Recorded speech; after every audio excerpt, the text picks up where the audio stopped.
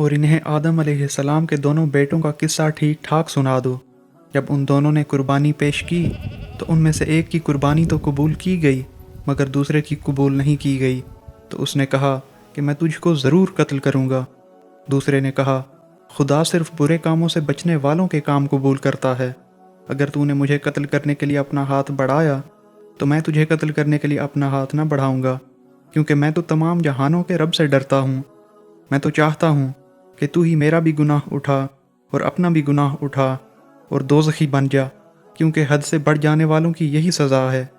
آخرکار اس کے نفس نے اسے اپنے بھائی کی جان لینے کی رغبت دلا کر اس کے لیے یہ کام آسان کر دیا، اور وہ اسے قتل کر کے ان لوگوں میں شامل ہو گیا جو بڑا نقصان اٹھانے والے ہیں۔ بس اللہ تعالیٰ نے ایک کوے کو بھیجا جو زمین کھودنے لگا تاکہ اسے دکھائے کہ وہ کیسے اپنے بھائی کی لاش کو چھپائے، اور یہ عمل دیکھ کر وہ بولا ہائے افسوس، کیا میں اس کوے جیسا بھی نہ ہو سکا کہ اپنے بھائی کی لاش ہی کو چھپا سکتا؟ پھر تو وہ پچھتانے والوں میں سے ہو گیا۔ اس وجہ سے بنی اسرائیل پر ہم نے یہ لازم قرار دیا تھا کہ جو شخص بھی کسی ایک انسان کو قتل کرے سوائے اس کے کہ وہ کسی جان کا بدلہ لینے یا زمین پر فساد پھیلانے سے روکنے کے لیے قتل کرے، تو وہ ایسا ہے جیسا کہ اس نے تمام انسانوں کا قتل کر دیا، اور جو کسی انسان کی جان بچائے یا اس کی زندگی کا سامان کرے وہ ایسا ہے کہ جیسے اس نے تمام انسانوں کی جان بچائی یا ان کی زندگی کا سامان کیا۔ تصویر کا دوسرا رخ یہ بھی ہے کہ بھائی اپنے بھائیوں کے ساتھ اللہ کی دی ہوئی نعمتیں بانٹتے ہیں۔ اس کی مثال موسیٰ علیہ السلام اور ہارون علیہ السلام کی ہے۔ اور کیا آپ تک موسیٰ علیہ السلام کے واقعے کی خبر پہنچی ہے؟ جب انہوں نے ایک آگ دیکھی تو اپنے گھر والوں سے کہا کہ ذرا ٹھہرو، میں نے ایک آگ دیکھی ہے، شاید کہ میں تمہارے لیے اس میں سے کچھ آگ یا انگارہ لے آؤں یا اس آگ پر کوئی رہنمائی حاصل کر سکوں۔ تو جب وہ اس آگ کے پاس گئے تو انہیں آواز دی گئی کہ اے موسیٰ، میں تمہارا رب ہوں، تم اپنی جوتیاں اتار دو، حقیقتاً تم توبہ کی مقدس وادی میں ہو اور میں نے تمہیں چن لیا ہے۔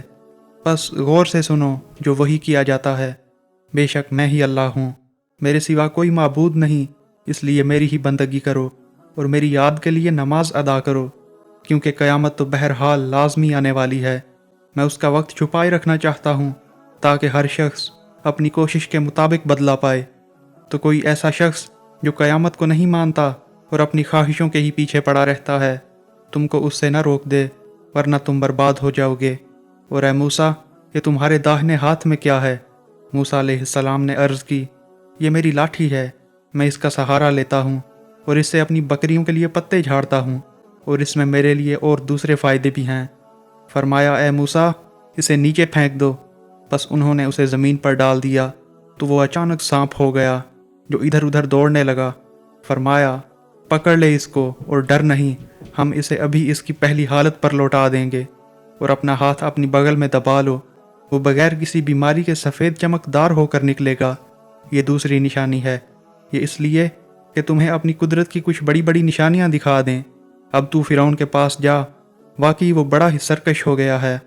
موسیٰ علیہ السلام نے عرض کی، اے میرے رب، میرا سینہ کھول دے اور میرے لیے میرے کام کو آسان کر دے، اور میری زبان کی گرہ بھی کھول دے کہ لوگ میری بات سمجھ سکیں، اور میرے لیے میرے ہی خاندان سے ایک وزیر مقرر کر دے، ہارون جو میرا بھائی ہے، اس کے ذریعے سے میری کمر مضبوط کر دے اور اس کو میرے کام میں شریک کر دے، تاکہ ہم خوب تیری پاکی بیان کریں اور کثرت سے تیرا ذکر کریں۔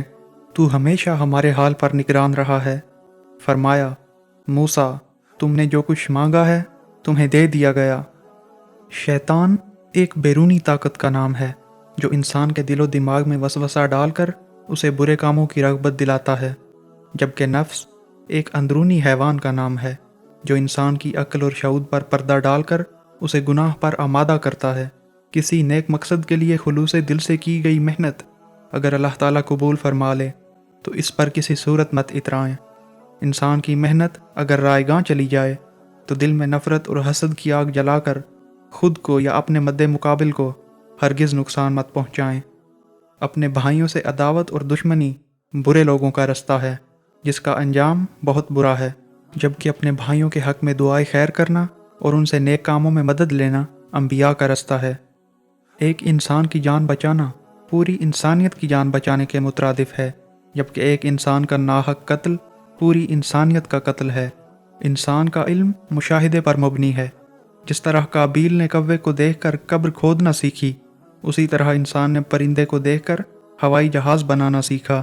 وقت کے فرعونوں کے خلاف حق کی آواز بلند کرنا انبیاء کی سنت ہے۔ کسی پر ظلم اور زیادتی کرنا ایسا ہی ہے جیسے اس کے گناہوں کا بوجھ اپنے سر لے لینا۔ اور قیامت کا دن معین ہے۔ یہ وہ دن ہے جس دن ہر انسان کو اس کے اچھے یا برے اعمال کا پورا بدلہ ملے گا۔